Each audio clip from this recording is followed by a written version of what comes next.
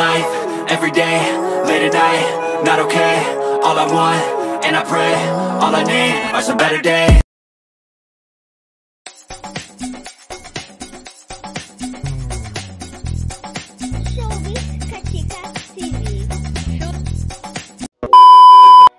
Hello mga kachika!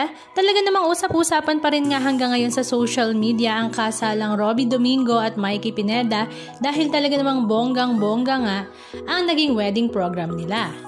At the same time ay sinundan pa nga ito ng pagpapakitang gilas sa pagsayaw ng mami ni Robby at ng daddy naman ni Mikey na talaga namang ikinatuwa nga ng lahat. At after nga ng wedding program ay nagkaroon nga ng special number ang mga ninong at ninang ni Robby at ni Mikey na sila Ogie Alcacid, Regine Velasquez, Gary Valenciano, Martin Rivera, at maging ang kanyang dalawang malapit na kaibigan na sila Gab Valenciano at Darren Espanto.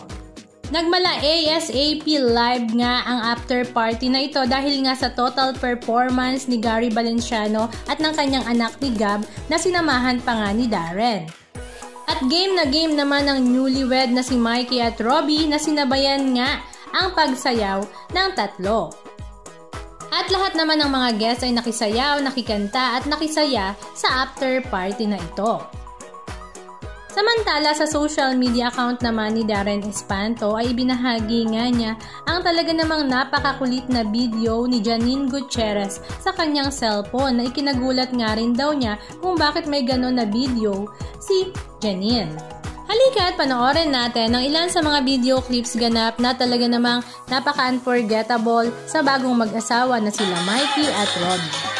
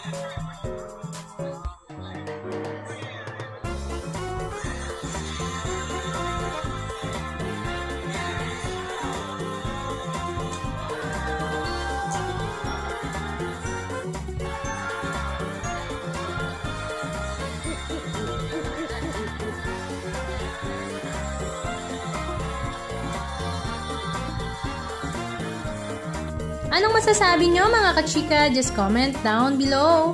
And please don't forget to subscribe.